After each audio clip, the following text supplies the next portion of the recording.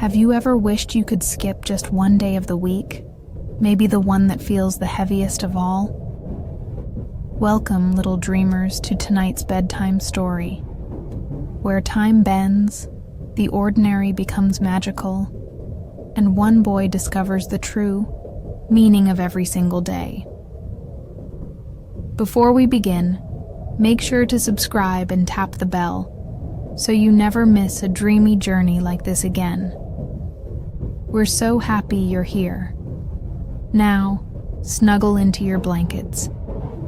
Take a deep breath and let your mind drift as we step into the story of the boy who skipped Mondays.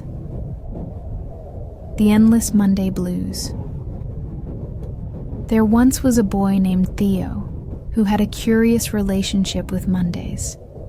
While most children groaned and dragged their feet into the start of a new week, Theo felt something deeper, something heavier.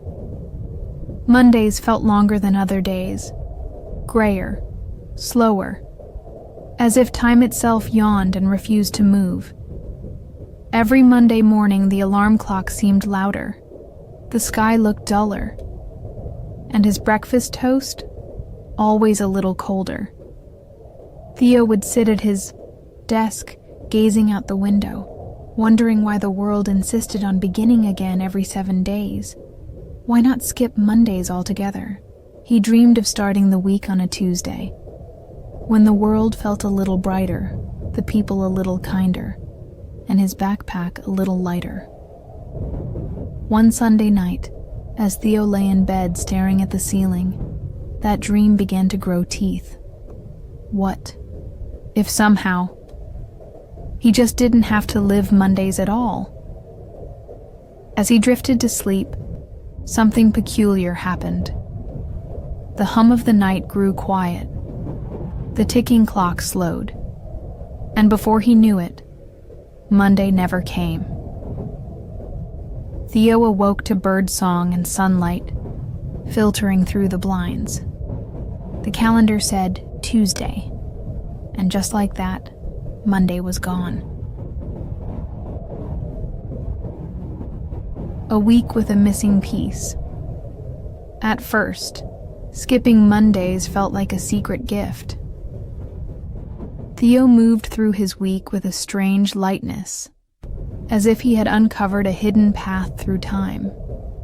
His classmates talked about things he didn't remember, homework he never received, announcements he never heard. But no one seemed to notice he had missed anything at all. To the world, it was Tuesday. To Theo, it had always been Tuesday. Weeks passed. Mondays vanished one after another, erased like chalk from a blackboard. But soon, little cracks began to show. The bakery on the corner forgot to make croissants. The school schedule was always a little off. The teacher's voice sometimes stumbled, like she had skipped a beat, and the sun, it started to rise just a bit too early, or not quite far enough. The days still came, but they felt thinner, as if a piece of the week was missing, and the rest of time didn't know how to hold itself up. Theo tried not to notice. He told himself it was better this way. No more sluggish Mondays, no more heavy beginnings. But as the weeks wore on, the world around him began to lose its rhythm. Something was wrong. And deep inside, Theo began to wonder, what happens to time when you leave part of it behind? The unraveling days. It didn't happen all at once. At first, it was just small things. The flowers in the park bloomed out of season. Clocks ticked a little too fast, then a little too slow. The school bell would ring before class began. Or not at all. Then it grew stranger. Colors in the sky shifted, blending into hues Theo had no names for. Birds flew in awkward patterns, confused, as if they had forgotten how to migrate. People began repeating themselves, forgetting what day it was, or saying they felt like they were always catching up, never quite rested. Even Theo's dreams grew, jumbled. Nightmares of endless staircases, of falling into gaps between days. Sometimes, he'd wake up unsure what day it even was. And through it all, Monday remained missing.